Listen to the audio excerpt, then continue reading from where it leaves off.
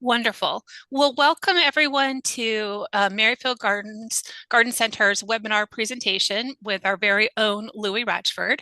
He's going to be talking today about perennials from late summer through fall. And we are currently recording this session with the intention of sending it out to the participants. We have a lot of fabulous videos under at Merrifield Garden Center on YouTube from past webinars and other information.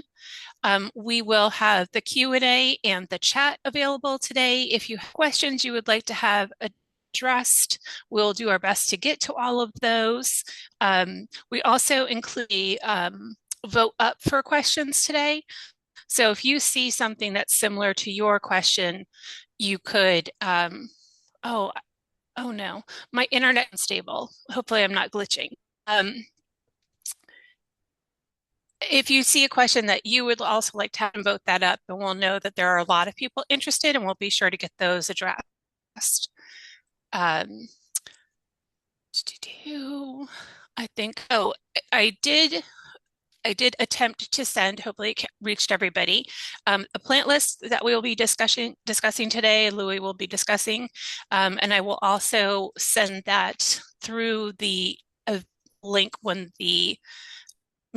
our webinar is concluded, so that you will have that either once or twice. I'm going to, at this time, turn it over to Louis. Take it away, Louis. Oh, thank you. Hi, my name is Louis Rashford, and I am here at the Fair Oaks location in Merrifield. I usually work out in the tree and shrub area, but I always try to step into the perennials. It was my old life. I used to be a perennial manager at another nursery I used to go to. Today we're going to be talking about native perennials for the late summer into fall, and how the shade gardens and the sunny gardens and all that sort of thing. So let's go ahead and get started here.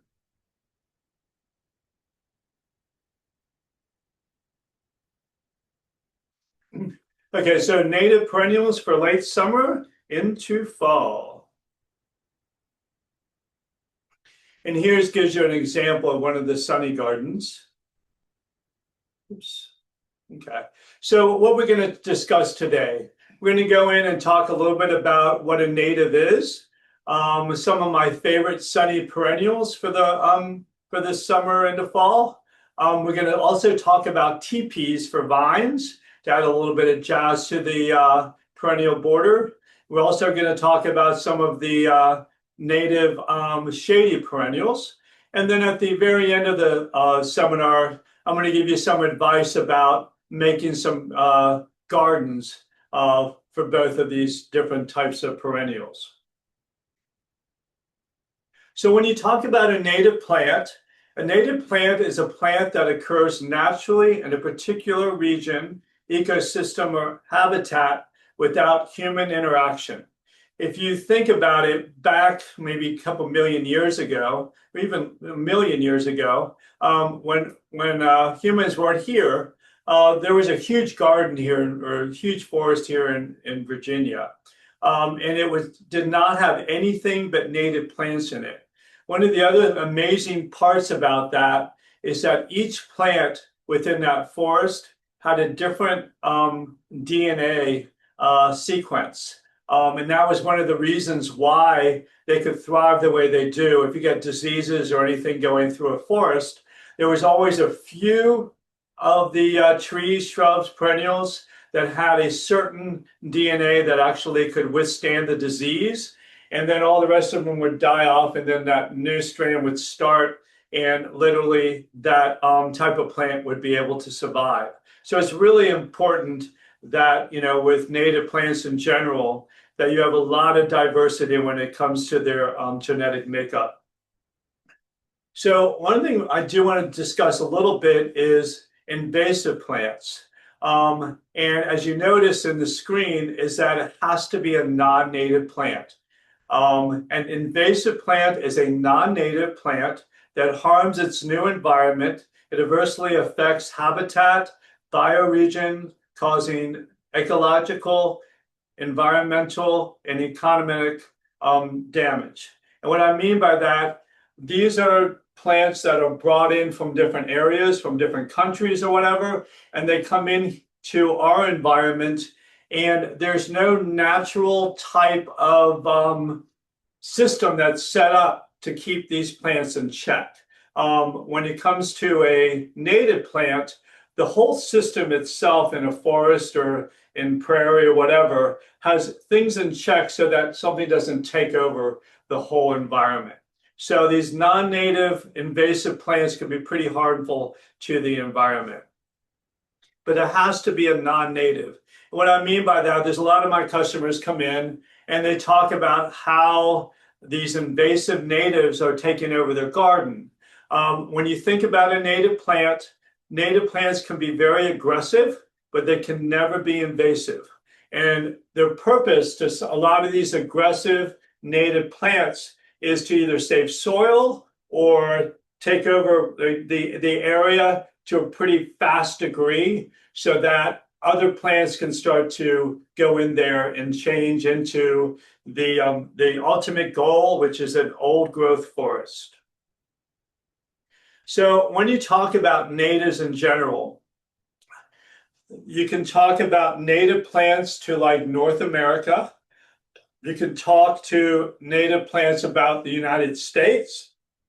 You can talk to them about the East Coast, about the Mid-Atlantic region, and you can talk to them about Virginia.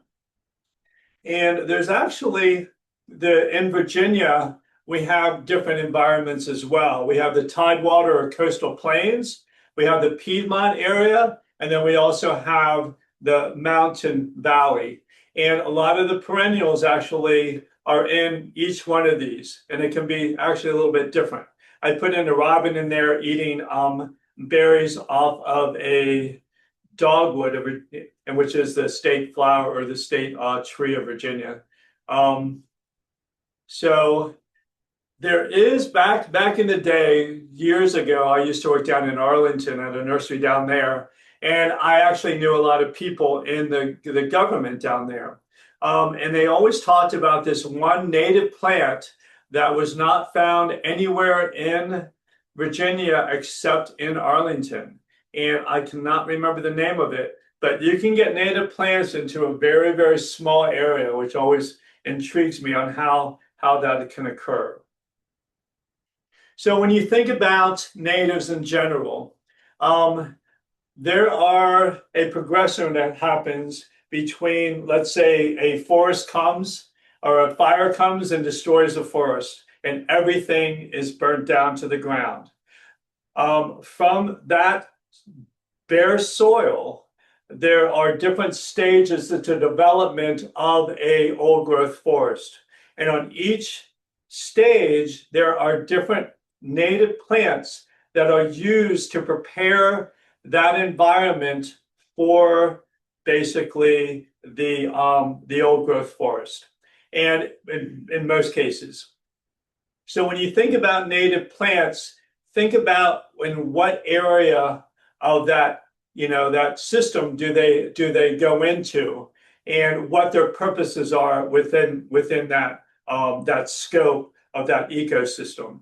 So there's plants that are able to prepare for the old growth forest, and then there's actually plants that actually live in the forest. And that is a more stable environment. When you're talking about the stages before that, they literally are pretty unstable because they're constantly changing through time to get to that. And, I always thought of it would be interesting, and I've done seminars on this, on how to take each one of those stages and convert it into a garden. Like you have the grass garden, you have the, Virginia cedar and, holly and small tree type with perennials in there. And then eventually you have the old growth forest. So a lot of those perennials don't literally live in the old growth forest, but they are critical to getting that environment to that stage. So when you talk about natives, One of them is the sunny native perennials. Now, these literally grow in the area where there's no tree canopy and somewhat no shrub canopy at all. It's more like a grass type environment. They are known for a ton of flowers, for pollinators, and also there's a lot of different types of grasses that grow in this type of native environment. And some of my favorite sunny perennials, native ones for the late summer into fall. I made a list of some of the ones that I consider my favorites. And this is part of my job that I love. I love plants and I love native plants. The first one is the blue mist flower. It gets about 2 to 3 feet high. The flowers on it basically are lavender to a light blue. I mean, and the neat thing about this is you'll notice, when it goes down to design, there's a lot of plants during this time period in the late summer and the fall that are very yellow and very red and are very hot colors. The blue mist flower is one of those that actually cools that off. It actually complements a lot of the other ones. It's also known, and I'm going to say this over and over and over again, but most of these plants, if not all of them, are great for pollinators. The bees really depend on these type of plants, and the plants themselves have been in the environment for a long period of time. So they share a very special type of relationship with the flowers, which has gone on long, long before the human beings were here on the earth. And this is what it looks like when you take it away from each other. And those are some of the monarch butterflies. And again, it's a beautiful plant to use. I like the actual, flowers themselves, but I also like the buds of them. It really makes a very interesting, dramatic look. Another one I love is the Joe Pye weed. Joe Pye weed is probably one of the biggest perennials I know of. In one season, it can get up to about 6 feet high, and probably even more than that. I did, as an experiment one time years ago, is I didn't want it to get so tall, so I basically cut it in half. That does not work. If you do want to have a shorter Joe Pye weed, then go with Little Joe. Little Joe only gets about 2 to 3 feet high. There's all sorts of different types of butterflies and bees that love this plant. I love it that it's a real nice, mellow type looking yellow on it. We do have some of the Joe Pye weed here at Merrifield planted. And the neat thing about it is one time I was down there showing some customers one of our gardens, and we do have some gardens around the area. And we came upon the Joe Pye weed, and there were swallowtails, about 20 of them, all over the actual plant itself. It was actually a couple of weeks ago when I saw them again. This is years ago that it happened. Again, that relationship with the pollinators is really important. I have seen Joe Pye weed grow very nicely on the edge of the forest. I've actually seen it grow in the forest to a certain degree with a little bit of reflective light. But once you get into that old growth forest, the Joe Pye weed will pretty much disappear. And this is what it looks like. Just imagine that with all these swallowtails on top of it. It's a beautiful plant. Keep in mind with perennials in general that the way they grow is more outward than upward. And what I mean by that, every year they get to pretty much the same height. But the first year you might have like 4 or 5 stems. But as that plant grows, it gets wider and wider and wider. And that's the way that most perennials grow. One of the nice things about that is you can dig them up, cut them into smaller pieces, and move them around so that you can get more of the same plant in your landscape. This is a plant that actually is probably one of the most popular plants right now, and it's the swamp milkweed. It is the host of the monarch butterflies. There was a customer, that came in and couldn't understand why. I saw pictures of it, why all of its leaves were off of the swamp weed. And the reason why is that the monarch caterpillars basically eat this plant, and it's really critical that they eat this plant. This is the only one that they actually eat, and basically they form into a monarch butterfly. Monarch butterflies make that annual fly, and they go from Mexico all the way through the United States. Some of them actually get all the way up into Canada, and then they fly around and they come back. There's different generations as you go up. And what's so important about that is along the way, and they need to have the swamp milkweed around so that they can get another generation that will, go through the journey. So that is extremely important. They do get to be about 4 to 5 feet high. They tend to like moist environments, and they do like the full sun. One thing about this caterpillar is that it lost its way. The actual caterpillar, I don't think, eats the actual flowers themselves. The monarch caterpillar likes to eat the leaves on it. So if you do have any of these plants and they don't have any leaves, then feel good about it because you really helped out the monarch population. Echinacea. Echinacea is probably one of my favorites. And the reason why, it's a twofold thing.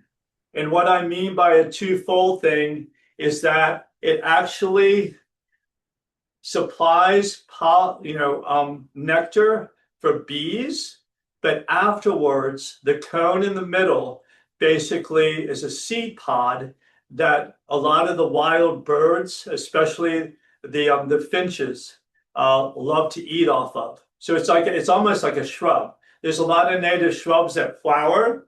Pollinators love that, and then they berry, and birds and other wildlife like to eat the berry. So it's a twofold thing. So that's one of the nice things about echinacea. The other neat thing about it is it comes in lots and lots and lots of colors, and it comes in different sizes. There's some that are pretty short that only get about maybe 18 inches high, and there's some that can get over 3 feet high. One thing you have to be really careful about, especially if you're into pollinators, they have taken the middle cone, and they've taken the middle cone and they turned it into petals. So it minimizes the amount of pollen on that cone. So if you're into a lot of pollinators, make sure that you get the echinacea that has the cone in the middle and not a bunch of petals, because those petals, there's very, very little kind of nectar on that. This plant is one of the more popular of most of the native plants. And again, the colors of these are unbelievable. And this is the typical growth of them. And again, I do love the flowers, and I like the way that they have those cones in the middle, but I also like the buds on them. They're very interesting in a garden. Keep in mind that when you use these plants, make sure that you let them go through their flower cycle and let them go through their, what I call their dying cycle, if you will. Because as I said, those cones will produce seeds, which might fall to the ground and you get more echinacea. But furthermore, a lot of nature likes to eat the seeds as well. And here's a yellow finch eating one of the echinacea, what I call cones. This is a perennial hibiscus. This is probably one of the largest flowers of any native plant that I know of. They can actually become a dinner-sized plate. They do have male and female parts on them. The bees love them. They do tend to like moist areas. Over in Reston, I can see them actually living in water on some of the edges of some of the lakes over there. So they do love moist areas. But the neat thing about it is they can actually adapt to a more drier type of environment. There's some of them that get only about 4 to 5 feet, 3 to 4 feet high, and there's some of them that can reach a height of about 5 to 6 feet. The flowers on them only last for a day or two, and then after that, they go to seed. There's like a really cool looking seed pod on them, but the actual plant itself can produce flowers over a long, long period of time. Some of the newer varieties have different types of leaves on them as well. Some of the more burgundy type leaves on them. They do come in white and pink and red, and there's some that are, have more than one color on them. A lot of them have that red eye in the middle, which hibiscus are known for. So it's a great plant to use, especially in a more cottage type looking garden. This is the ones that have the burgundy leaves on them. So it's just a striking plant. It's extremely bold. The other thing about this is that during the wintertime, it looks like a woody plant, actually. You want to cut it down almost to the ground. In the springtime, they basically will start to come out. The stems will come out of that old wood. You have to be patient. When everything else is starting to grow, the hibiscus is still not doing anything. So give it a chance. It is like one of the last things that comes out in the spring. It kind of mimics the crepe myrtles to a certain degree. So just be patient with it in the springtime. The Heliopsis, it loves the heat. It likes to be as hot can be. It pretty much blooms in full sun, part sun.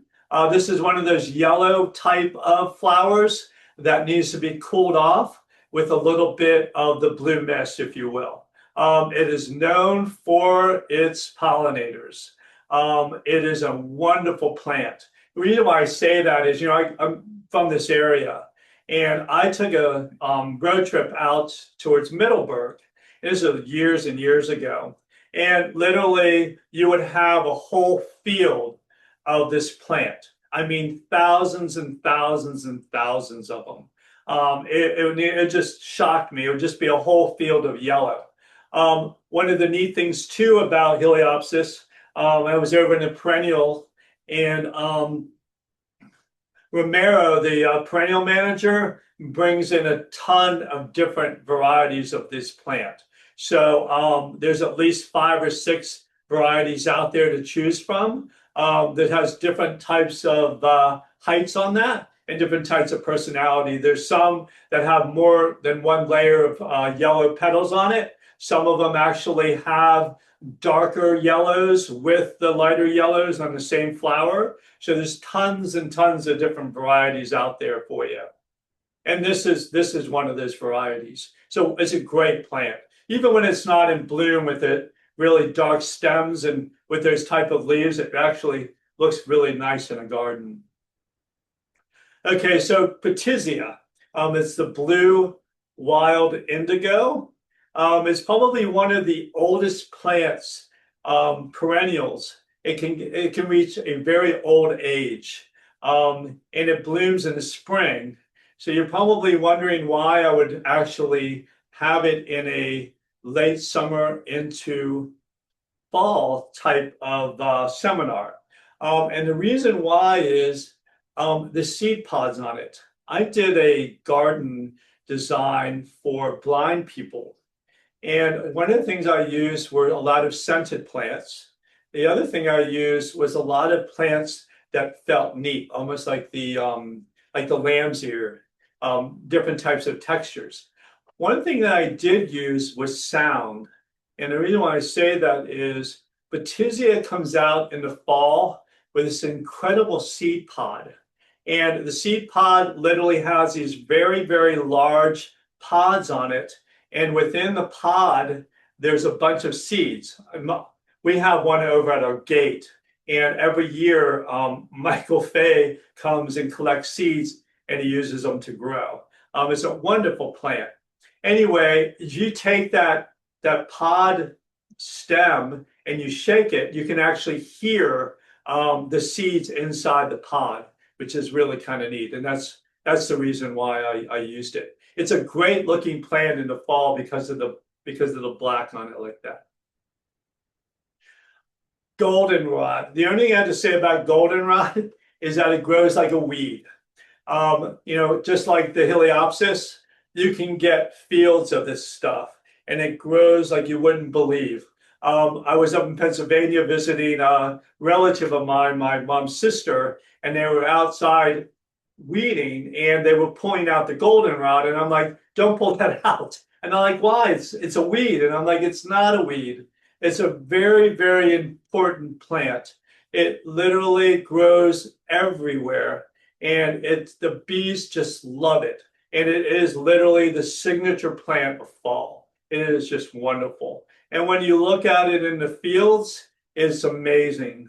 I mean, it's like a buffet for all the pollinations you could possibly imagine.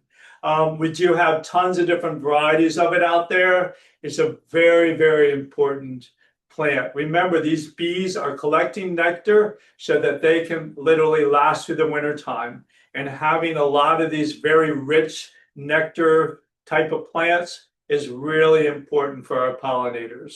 And I love this plant. Ironweed. Ironweed is a very popular plant. I basically reminds me of the blue mist to a certain degree, but it's blue and it gets about 3 feet high. Again, it's one of those cooler type plants. And when you're designing a garden for the late spring, it goes great with goldenrod. And I've seen it growing with it. It grows exactly at the same time and it complements each other very nicely. It gets about the same height as the pure species of goldenrod that grows around here. Clover's root, another one of my favorites, like all of them are my favorites. This plant actually has these little tiny like bottle brush flowers on it that reach definitely good heights. It's always covered with butterflies and bees. It's striking because of the vertical forms on it. A lot of the plants that we have during this time period are big, bold looking type flowers on it. This one literally gives you that vertical look. The other bolder flowers will cut those verticals, which makes actually complement it very nicely. The pollinators just love it. It literally gets about 4 to 5, maybe 6 feet high. When it starts finishing at the top, literally where the leaf hits a stem, you'll start to get new ones that come out. So you get like a second generation on it. It does come in white. It also comes in that very, very light pink. I love the way it looks when it's in full sun and the sun's behind it. It just really makes it look like it's on fire. I mean, it's just a beautiful plant. Okay, so Liatris. Liatris is a plant that is actually interesting. A lot of flowers grow from the bottom up, meaning as they grow, they get higher and higher up. Liatris goes all the way to the top with its buds, and the ones at the top bloom first. And then as the plant matures, it actually starts to flower all the way down its flower pod thing. So it's interesting in that sense. Again, it's another vertical type line. So when you're designing gardens, and it's cool, designing garden is actually good because of that vertical thing. They can get about 3 feet high. Over time, you might get 2 or 3 spikes. And as I mentioned before, with a lot of these perennials, they get to the same height every year, but the way they grow is they get wider and wider. So I've seen these things get at least 20, 25 different spikes on the same plant when it gets old and mature. And this is what it looks like. It's a great texture plant. So mountain mint, it smells incredible. It's a great pollinator. And the big question is it as aggressive as the regular mint? And the answer is no. I mean, it is a little aggressive compared to a lot of other perennials I'm talking with you about today, but it's not going to take over your garden. So that's a good news. The other good news is that it is great for pollinators. It is a background type plant. It's not one of the main focuses. And you got to remember that these plants, not everything can be, the focal point or the highlight of the garden. It's really important to get those supporting type plants in there as well. And this is a support plant. It's not real big and flashy. If you look at the flowers themselves, they're muted, but look at the color of them. If you take any kind of cool or hot type of flower onto this palette, it will really make it shine because of the way that color is on that mountain mint. Oh, and it smells really good. Extremely deer resistant too, by the way. Rudbeckia. We have Rudbeckia out front, and I always, I look forward to it. Again, it's one of those that can be aggressive. Remember, native plants cannot be invasive. They can only be aggressive. This plant is used by nature to fill up an area very quickly so that it basically can save the soil until another generation will start, building up the soil and getting it ready for the hardwood forest. This is one of those double feature ones, meaning that the actual pollinators will come in and then also the birds will come in and eat the seed. So during the fall, leave the plant alone. I use a lot of this when I do fall arrangements because you get this black thing at the top, seed pod on a thing, and it looks great for fall arrangements and stuff like that. A wonderful plant to use. There is one that's called Rudbeckia maxima, and that one has a very neat looking type of flower on it. The actual middle of it actually comes way up. I fell in love with this plant. This plant is one of those really big ones again. It can basically get to be probably 5 to 6 feet high. A lot of it literally grows with a lot of the different grasses that grows out in the prairie. It's a beautiful plant to use, especially if you're using perennials with shrubs and you need a lot of taller type of natives in there to come over the native shrubs. This would be one of those good plants to use. And also the Joe Pye reed and the Rudbeckia. I mean, and the actual hibiscus. I've seen that grow with a lot of native shrubs, and it looks awesome. This is a good example of Rudbeckia doing what it's supposed to do, which is traveling over an area and protecting all the soil. Abyssinia is a plant that blooms in the springtime with these beautiful light blue type flowers on it. This variety gets extremely wide. It can get about 3 feet. We have some of them out front. And one of the best things about it is, again, it's a pollinator, but one of the best things about it is the fall. The fall, it turns into one of the most spectacular fall colors that I know of. The reason why it's actually an extremely bright yellow, but it also, the leaves on it make an incredible texture. It's amazing to me how a lot of these perennials can go from the ground all the way up 3, 4 feet in one season and give you such a display in the fall. Spotted bee balm.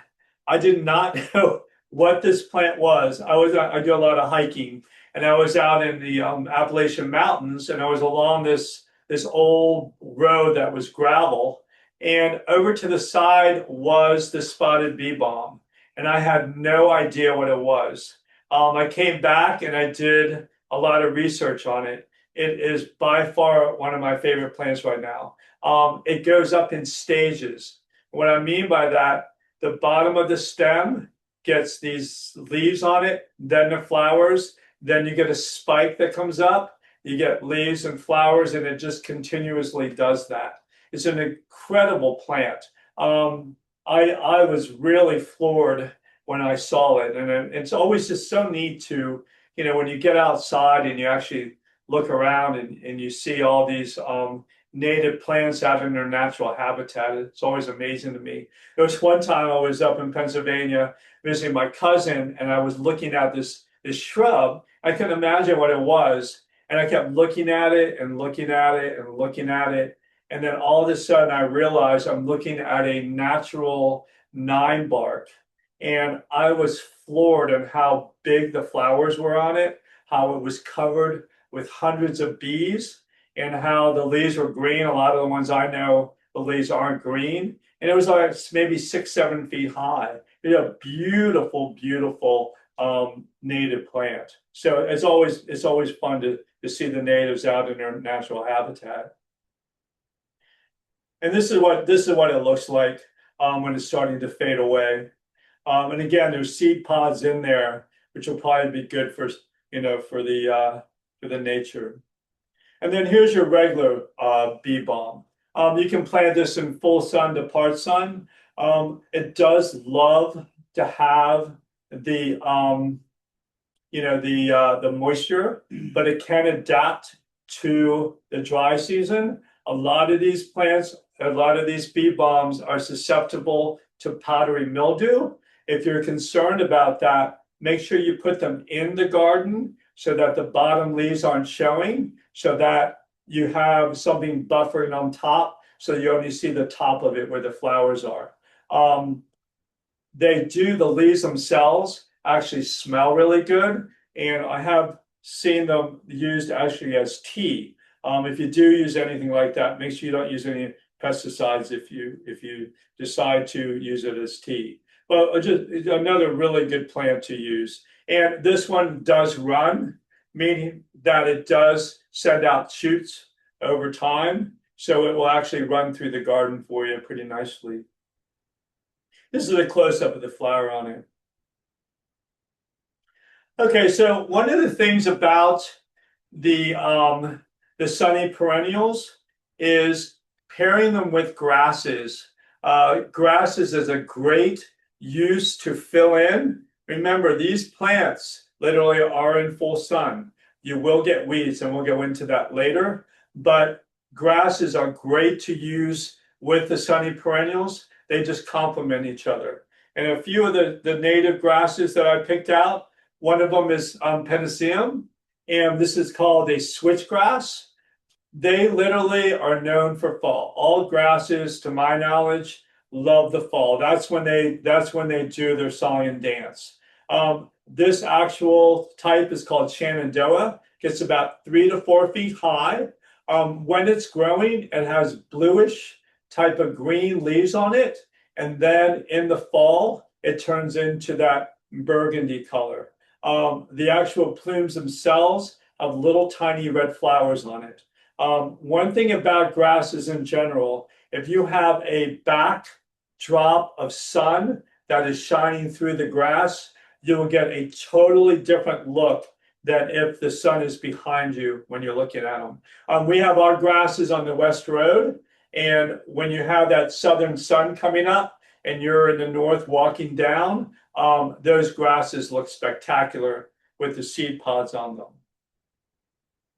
We do have little blue stem. This one's called Standing Ovation. And this one, again, gives you that blue and green with a little bit of pink with purple leaves in the summer. And then in the fall, the whole thing turns into a vibrant red and orange color, which is spectacular. This is probably one of the most famous of the perennial grasses. This is the pink muley grass. It also comes in white.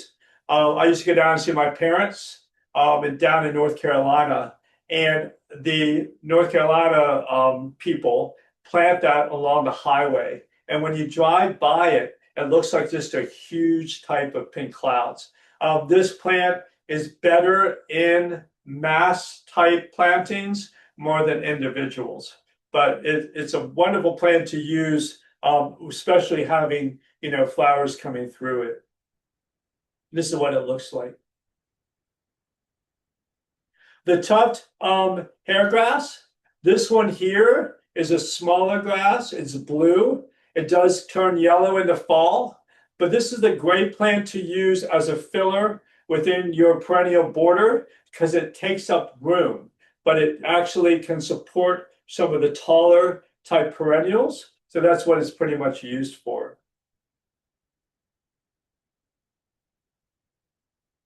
I don't know why it is. Oh, here we go. Okay, so this is one that I found out there was a nice gift from Romero, the perennial manager. I've never seen this grass before. I went over there and was looking at grasses with a customer, and this other customer lifted this thing up, and I was shocked. First of all, it gets probably about 3 to 4 feet. Um, the actual stem itself has felt on it, and the felt itself literally glows in the dark. It is unbelievable. It gives you these very, very tiny type, like almost like little lights or something on it. I mean, it just shocked me. The other thing about it, with doing some more research, since I don't know about this grass, and I would just buy it just for the name itself, which is Haha Tanka. It turns into this in the fall, which again, that is signature fall right there.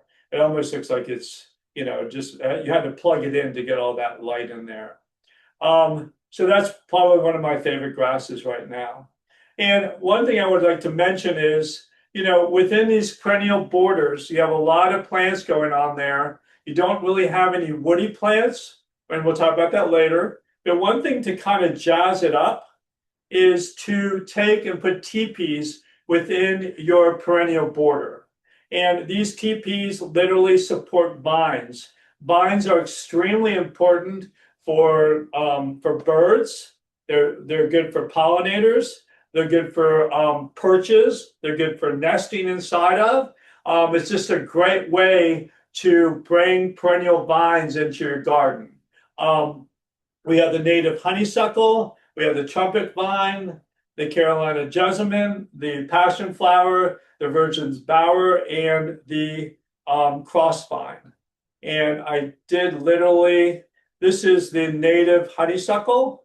We do have some out in our shrub area, and I do see a lot of hummingbirds. This plant is made for hummingbirds. We also have the passion flower, which is probably, it's a native, and it's probably one of the most interesting flower of any flower I've ever seen. It looks like it's from outer space, believe me. We do have the Carolina jessamine, which is always covered with flowers in the early spring. Remember, those bees are very, very hungry when they're coming out in spring. It's good to get some of those really early blooming flowers out there for them.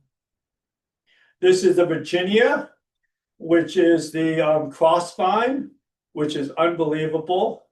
We do have this one, which is the virgin bower. This is the way that the flowers look after they bloom, which is real pretty looking. And then we have the trumpet vine. Trumpet vine reminds me a little bit of a grapevine in the sense that the vine itself becomes very woody, and it can actually support itself if you want to turn it into a tree form. Okay, so then we go into my favorite shade natives. Now, if I had a choice between sunny and shade, I actually would use the shade. I love shady plants. I'm a hiker, so I'm out in the woods all the time, and these are some of the best plants I know of. And one of them is the turtle heads. The turtle heads, literally, the flower looks like it is a turtle head coming out of a shell. They bloom late. They're one of the only ones that bloom late. The other neat thing about it is they come in white, and they also come in pink.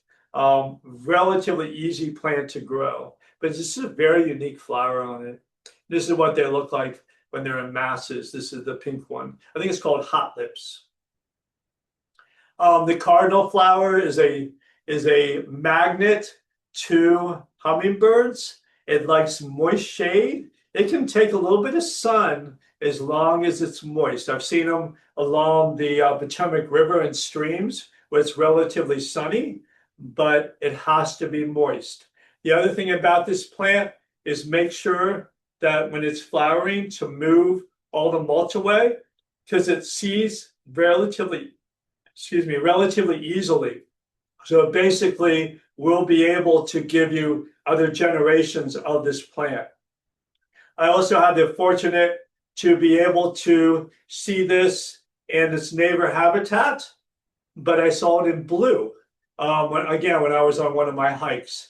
I thought the blue one was made in some chemistry lab, but actually it wasn't. It was actually out on, one of my hikes It was in a sunny area, but it was constantly moist, which is what it needed.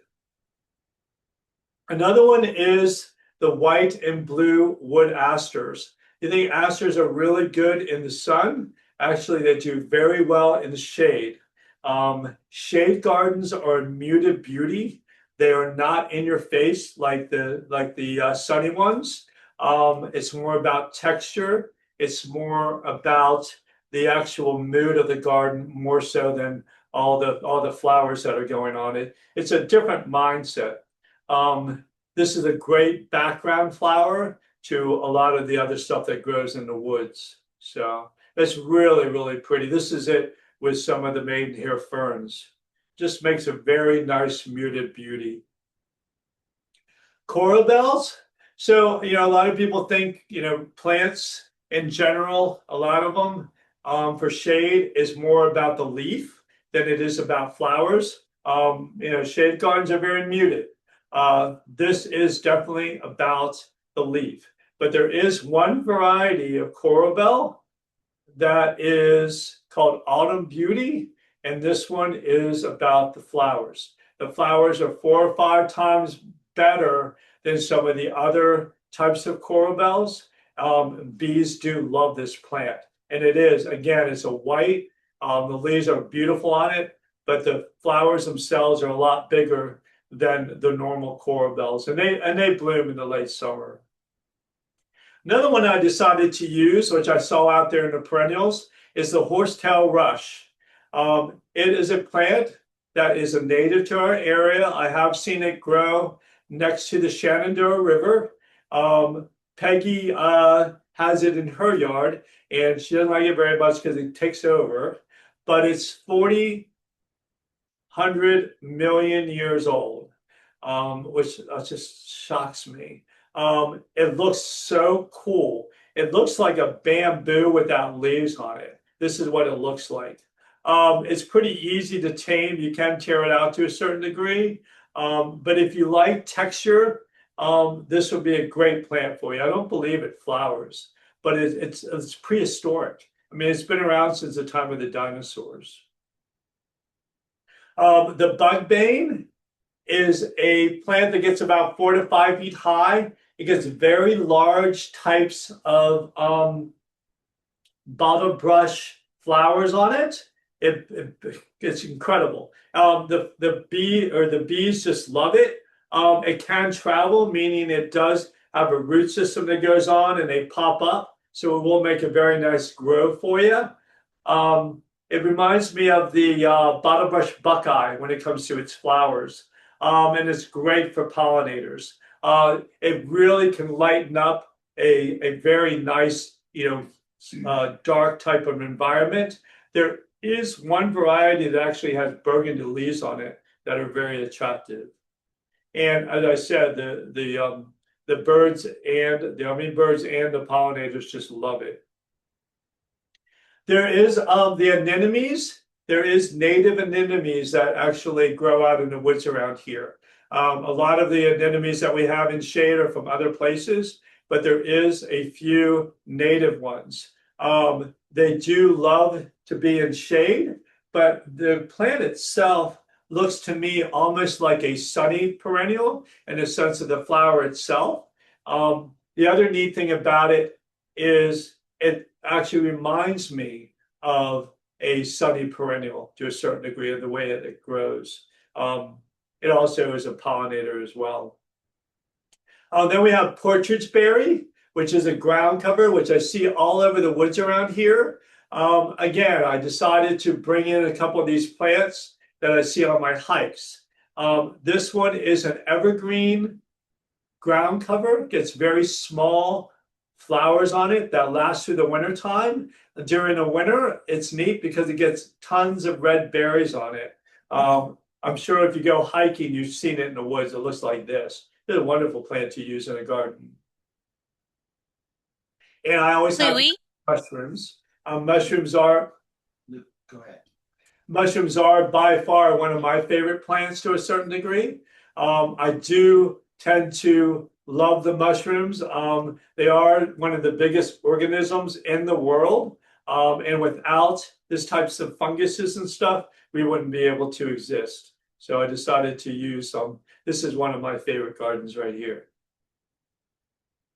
When I was hiking out in Colorado, I came across this. When I said, there's natives to the United States, this is a native to Colorado. It is a monk's hood. You take a little tiny monk that's about 2 inches high, and you take the flower, you can actually take the flower and put it onto its head. It is an amazing plant. The only thing about it, and it's pretty concerning, is that it's highly poisonous. So if you're ever handling this plant, make sure you handle it very, very carefully.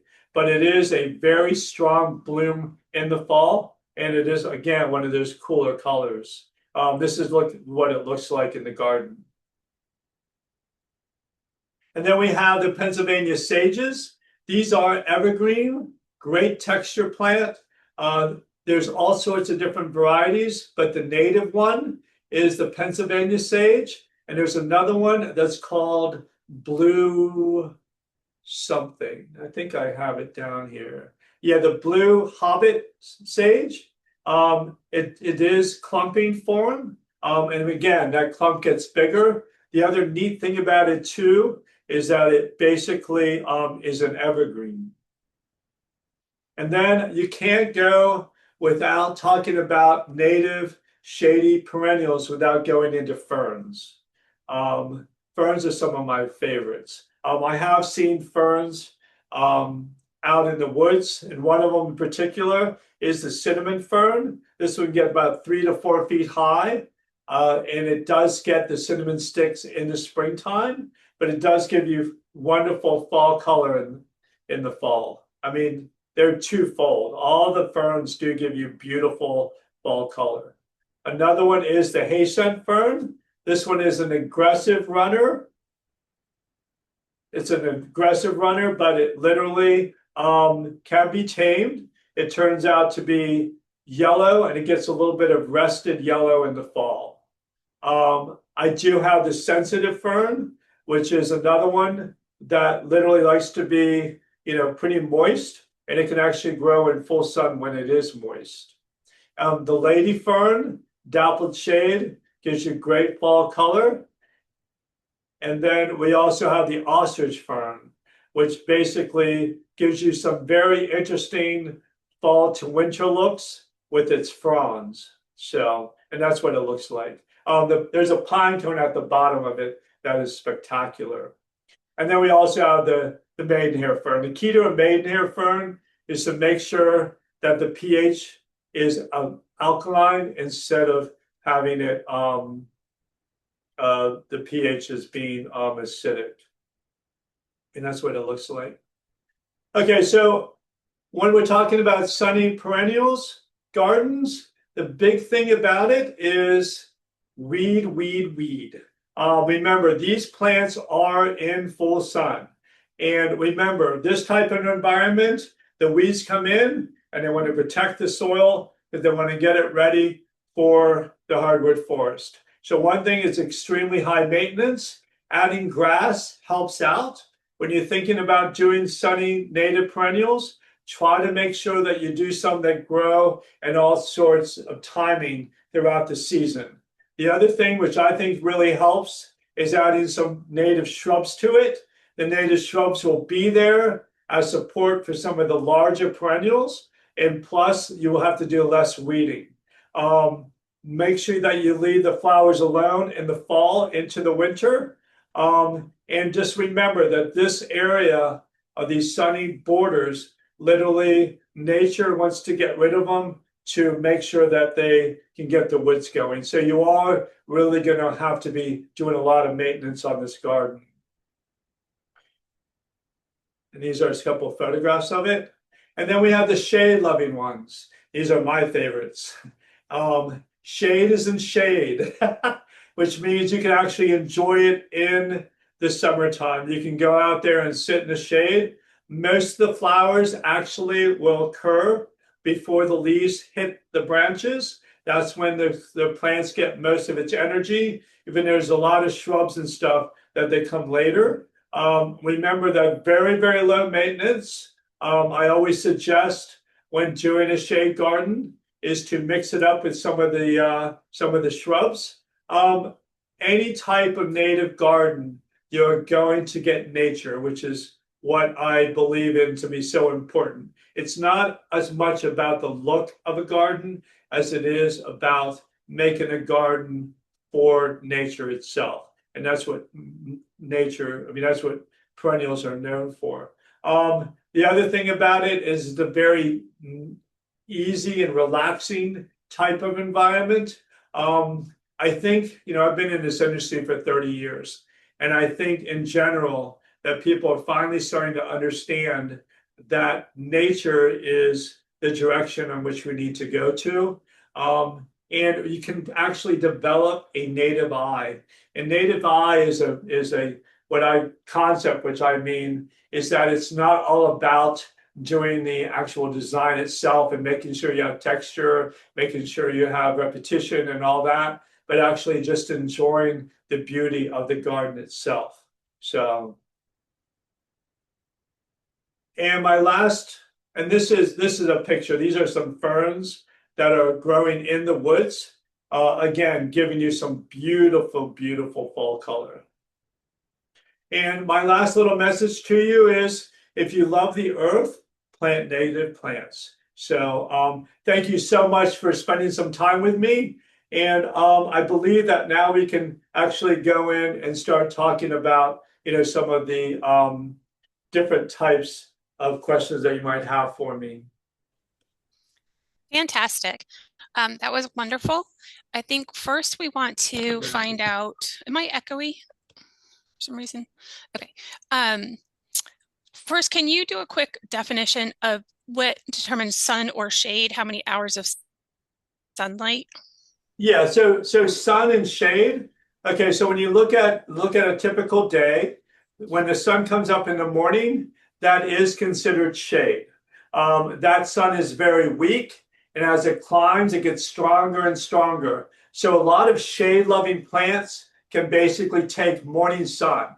When it gets to be around 11, 12, 1 o'clock, when you get into that southern sun, that's when the sun gets pretty hot. And that type of sun all the way until the west or the evening, that is full sun. If you take some of that full sun in the afternoon and you block it off for a couple hours to give plants a break, you can pretty much deal with having a little bit more of the shady type plants in there. Dappled shade is shade. And the other thing I want to mention to you about a lot of the native shrubs in the woods, literally, when a tree falls down, they basically can take that full sun, most of them. They also give super blooms. So when it comes to native plants, not the perennials, but the shrubs, they actually can take a lot of sun, even though they grow naturally in the shade. Does that answer your question? Yes, thank you. Um, the other question, one of them that's going to be really relevant to this group is, can you let us know when is the best time to plant fall and late summer perennials? Okay, so the best time to plant like plants or Probably perennials? the perennials for Okay, late, so the best late time to summer plant and perennials was fall. 10 years ago. The second best time, you can plant those pretty much anytime you want. I like the idea to plant them in September, October. The reason why is perennials are shutting down at the top, but they are continuing growing their root system during the fall into the winter time. And so by next spring, they basically have a really good root system that can literally take off. When you plant in the springtime, that plant is growing roots and at the same time it's growing up. It's not necessarily a bad time to plant them, but I believe that the best time to plant anything when it comes to shrubs, perennials, and trees is in the fall. because it does give that plant a great amount of time to grow a really good root system. When you do plant, by the way, it's extremely important to make sure you fake a wet winter. And what I mean by that is by having a wet, moist soil, the top of it literally freezes when it gets very cold. Underneath that, the earth is pretty warm. It's 40, 45 degrees. Heat rises, but it can't get out. So it actually keeps those roots very warm so they're able to actually grow. So it is important if you're planting in the fall to make sure that you water in the wintertime if they dry, especially evergreen shrubs and evergreen trees. Okay. Fantastic. Yes. So one of the questions was about the Joe Pye. Is currently growing it in a pot because they're afraid it's going to be invasive, which we know actually means aggressive in this sense. Yeah, Is so it so over? yeah. Joe Pye weed grows the same height up. It grows wide. We had it at an old nursery in a really big pot. Literally, that's when I did the experiment to see if I could cut it down because it does go everywhere to a certain degree. I would suggest if you did want to tame it and you didn't want to put it in a pot, when it starts to come up, you can literally take some of those stems that are coming out and just cut them. You might get a smaller type deal in there, but it is pretty easy to keep into a certain area. Um, but yes, you can take that plant and put it into a pot. And speaking of that, when you take plants and you put them into pots during the wintertime, their actual root system is exposed to a lot more cold. One of the ways to protect it is to keep it moist and try to get it into a pot that is angled so that when it does freeze, the actual soil itself moves up the pot. But water and ice is a great way to insulate a plant. When they're dry, that cold can penetrate right into that pot. But having them moist, the cold acts almost like an igloo to keep those roots nice and warm. But what I'm saying is yes, you can definitely take Joe Pye weed and you can put it into a pot. Fantastic. Um, and then there are three questions related to echinacea. If you deadhead it, will it rebloom? And if you were to harvest the seeds, how would you go about that? Theirs are floppy. Okay. Do you have a So I can, recommendation? All related. yeah, echinacea grows sort of like in the middle of the season. If you did cut it back, I don't believe it would bloom again for you. A lot of the earlier blooming perennials, you can like a stilby, for instance. You can take a stilby after it blooms, cut it to the ground, hit it with a fertilizer, and you might get a second bloom on it. Salvia is the same way. And there's a lot of them that can actually do that. Echinacea, I would leave it alone. The reason why I say that is those flowers themselves, those flower buds, those those cones are really important for everything else. And the plant actually looks good in the fall with that type of fall look on it. If you do want to go ahead and plant it, all those seeds are on that cone in the middle. I would actually go with a true native one. I don't know if the ones that have been hybridized and all that stuff are liable, but what I do know is that the true native ones would literally, the ones that have not been changed, those seeds would be liable. You want to take those seeds out, take them off the cone, dry them out to a certain degree, and then, put them in pots and get them to start growing. Remember, they do grow naturally and they do, go into the soil and grow. So you have a pretty good high chance that they will grow for you. Another thing, I mean, that's my take on echinacea. It's a wonderful plant, by the way. Perfect. Thank you for that. Um, sorry. They're, this person says they're, I'm going to, liatris, liatris, falls over once they get to 2.5 feet tall. Other than staking, is there another way to keep them straight? And can they be trimmed, maintained short and stocky? Okay. So the first question is the liatris. So liatris, literally one way to do it is to get other, like grass, for instance. Take some grass and use that to help it stay more upright, or use other perennials in with it so that it literally, when it tries to fall over, it won't be able to. The other thing to do as well is to stake it. I mean, you can stake it up by doing what I call the invisible triangle. And what I mean by that is you can take and put in 3 stakes around the plant, and then literally make sure it's bamboo and it's natural looking, and then take twine and go through it. And literally that will bring it up. It's almost like a peony cage to a certain degree. And do it pretty low, and that might be able to do it. The other thing to do to hide that type of cage thing is to get a smaller type of plant in there so that you won't even see it. I know, we have some of it out here.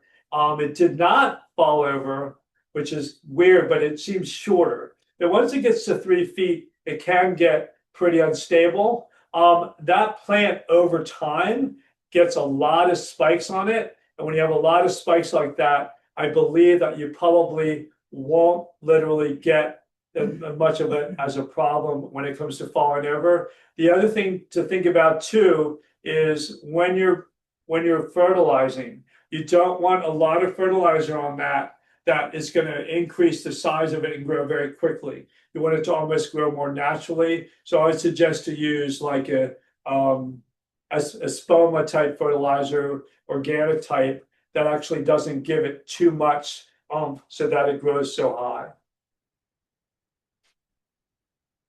Great advice. Thank you. Um, and would the cultivar's root have sufficient sturdy stem to withstand rain and like winds in a thunderstorm? Okay, so again, with a lot of these plants, you have to remember where they are in the environment. If you take one of those covers and you put it out and expose itself to a lot of wind and a lot of thunderstorms and stuff, if it's supported by other plants, if you go out and you look at a field and you see a lot of grasses and a lot of things growing up, if they're supported by other plants, it might be able to make it through. The other thing to do with a plant like that is to get a few shrubs in there. We just got in a wonderful plant. It's called American Holly, and it is called Maryland. Maryland holly is a dwarf American holly that literally gets 2 feet high by maybe 4 to 5 feet. If you take and put in a lot of those perennials that you're concerned about with falling over, and you put them in with a lot of those different types of shrubs, like for instance, the Maryland holly, they act as a natural support for plants like that, so that you don't have to stake them up.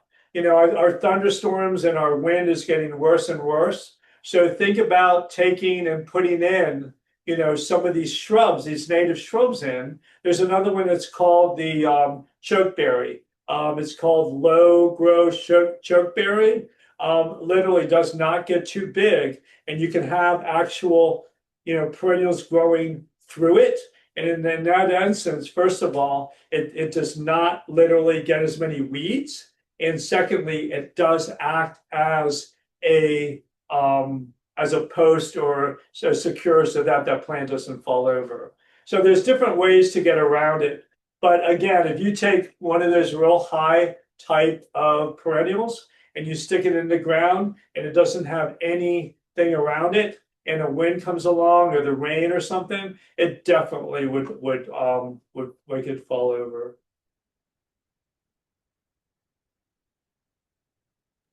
Fantastic. I just want to mention that there are some questions about whether the plants we've gone over are attracting for hummingbirds or how deer problems might relate to them, as well as their specific growing conditions. We have other presentations that are on our through our website through the YouTube that we may not get to those answers today, including a question like local natives versus non-local natives and cultivars. So I just want to let you know that we do have resources out there, and you're always free to contact our store if you have a specific question. I do see that we are approaching 11:15, which is or 1:15, which is definitely outside of the scope of our time that we allotted. But if you're able to, we will stay and answer a few more questions. Thank you so much. Okay, can I make one mention? Is that I'm Yes. here at the nursery 5 days a week. I'm here Sunday through Thursday. Then we have off Friday and Saturday. I love it when customers come in and ask these questions. Bring in photographs, bring in problems that you have. We have a great staff here. I'm always out in the shrub area. I would be more than happy to help you with your garden. I love native plants. If you want to make a native garden, or if you're having problems with the natives you do have, we can come up for solutions for that. I'm always here for you. That's basically what I'm saying. Fantastic. I think one general question that would help a lot of people too is how about preparing soil for native plants? Is it really needed because they're native to this area? Okay. So in general, when you think about native plants and you think about the soil, this is the soil. There is clay in our soil. It is clay. One of the things, though, is that when you think about the ancient soil, over time, all that soil, literally all those leaves and all that stuff came down from the trees and made this incredible topsoil. Unfortunately, when builders come in, they take all of that away. And so we try to mimic that.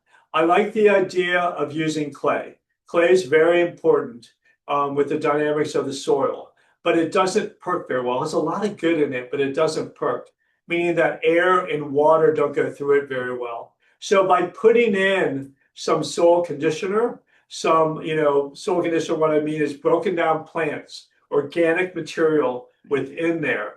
Literally, that will literally allow air and water to go through it. And most of these perennial plants, that's what they need.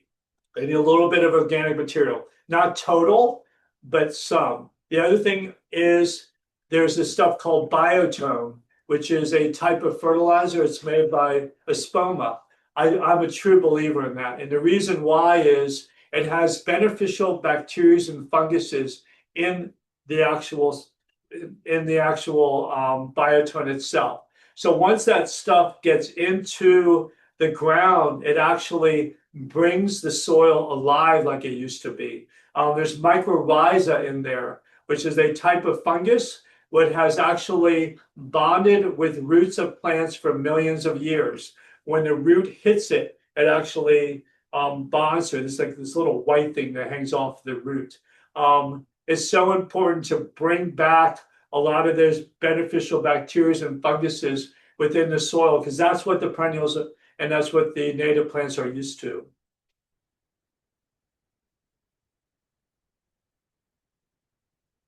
Thank you, Louis. And then there's some bold variegated plants for shade that you'd like to address. I'm sorry, I didn't hear what you said. Person was looking for some bold variegated plants for shade. Variegated plants for shade? Bold, variegated. Yes. Bold, variegated plants for shade that are native. So one of them would be the coral bell. Coral bells, there's all sorts of different native cultivars out there that actually give you some very bold looking type of leaves on them. I'm looking through the palette. There's a budbane that gives you a very dark leaf. There is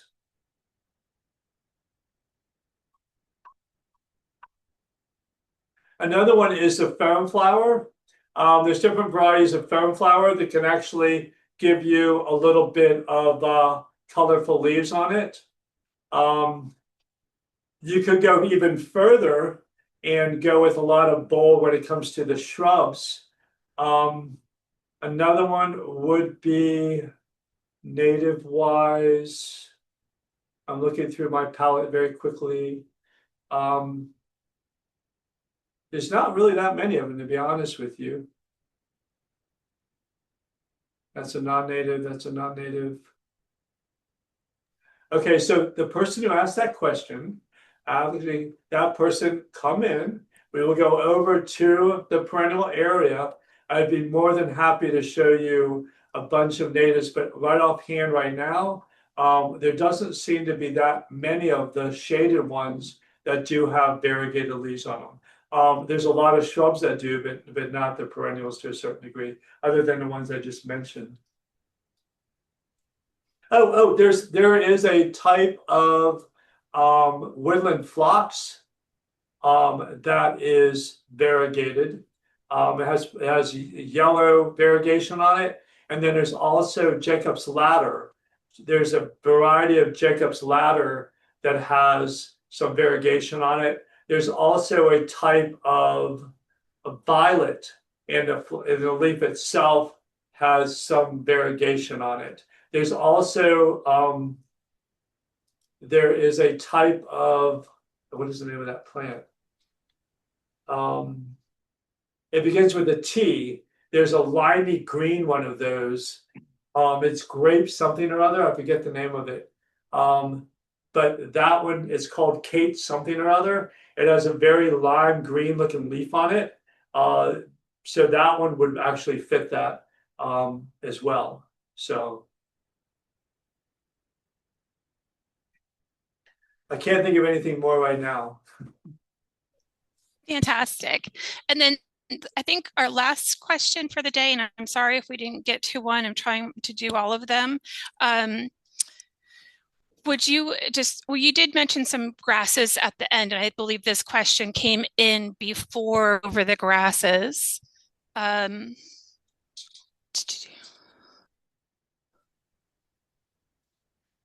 wanted to comment that it's worth noting that when you're purchasing ironwood, you need to make sure you see what size it's going to be because some can grow to 12 feet tall. Is that accurately tall ironwood? Okay, so ironwood in general is a perennial. I think it's sunny, and it's purple flowered. I have seen it get 5 to 6. I've never seen it really get 12 feet high. But again, when you have a lot of those very tall type of perennials, I always recommend either stuffing other perennials around it, but even more so, getting in some of the native shrubs. I can't tell you how, when you think of it, when you think of a border and you think of a sunny border and you think of the maintenance that goes into keeping weeds out of that, if you take it to a step to make it even more rounded, putting in different types of shrubs that literally attract hummingbirds, attract birds that berry, that pollinate and stuff. They actually tend to go together. Ironwood, I believe, is a type of plant that grows in with the grasses. You could get non-native grasses that are very tall, and literally it would support that. But I don't know if I've ever heard of an ironwood getting that tall. But I'm saying that I'm going to Google it and find out about it because it really intrigues me. I would love to find out new things about ironwood. Yeah, and that's why asked the question because I was like, that's amazing if that's accurate. So I wasn't trying to call them out that it wouldn't be that tall. I thought it was really cool. I do think that it's 1:21, and I think we might need to call it for the day. We do plan on sending out the recording as well as the plant list again and the coupon. So thank you so much, everyone, for joining us today. We look forward to our next event, and thank you so much. Yeah, thank you, Kristen. Thanks. Thank you, See you later, Louie. everybody. It's always enjoying me to do these. I really love them. Me too. All right. Bye.